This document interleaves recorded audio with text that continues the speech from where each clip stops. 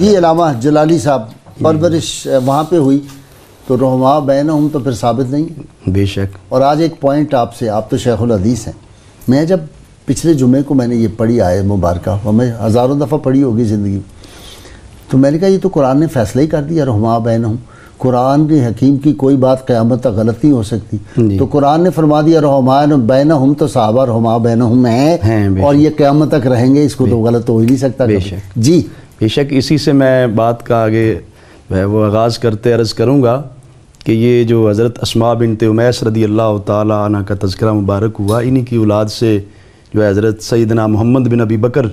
صدیق رضی اللہ تعالیٰ عنہ پیدا ہوئے، کہ ان کی آگے صاحبزادے حضرت سیدنا امام قاسم رضی اللہ تعالیٰ عنہ تھے، اچھا، جن کی صاحبزادی حضرت سیدہ فروہ رضی اللہ تعالیٰ عنہ جو حضرت امام باقر رضی اللہ تعالیٰ عنہ کے نکاح میں آئی۔ سبحان، اس طرح وہ حضرت سیدنا امام جعفر صادق رضی اللہ تعالیٰ عنہ کی وہ والدہ محترمہ ہے، سبحان حضرت ام فروہ، وہ صدیقی ہے، اور حضرت سیدنا صدیق اکبر رضی اللہ تعالیٰ عنہ کی خاندان سے ہے، حضرت امام قاسم رضی اللہ تعالیٰ عنہ کی صاحبزادی ہے۔ ٹھیک ہے، اس اعتبار سے اہل بیت اطہار کا خاندان صدیق اکبر رضی اللہ تعالیٰ عنہ کے ساتھ بھی ایک گہرا تعلق، ایک رشتہ داری کا تعلق اس بنیاد پہ بھی قائم ہوا ہے، اوپر چھٹی پشت سے، یعنی نسل تو پھر رسول اللہ صلی اللہ علیہ وسلم سے جا ملتی ہے۔ جی وہ ملتی ہے، اور اسی طرح نیچے بھی جس طرح حضرت اسماء رضی اللہ تعالیٰ عنہ کا بعد وصال ابی بکر صدیق جو ہے حضرت مولا علی المرتضیٰ رضی اللہ تعالیٰ سے نکاح ہوا، وہ بھی ایک رشتہ داری کا تعلق تھا۔ اسی طرح حضرت امام باقر رضی اللہ تعالیٰ عنہ کی شادی جو ہے خاندان صدیق اکبر میں ہونا، اور امام جعفر یہ بھی رحماء بینہم کی عملی تصویریں جو ہیں وہ آگے نظر آتی ہیں۔ ٹھیک، اسی طرح حضرت سیدنا صدیق اکبر رضی اللہ تعالیٰ کے خاندان کے جملہ جو افراد تھے، چشم و چراغ تھے،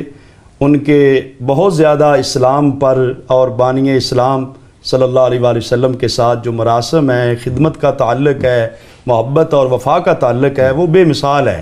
خاص طور پہ حضرت ام المؤمنین سیدہ عائشہ صدیقہ رضی اللہ تعالیٰ عنہ،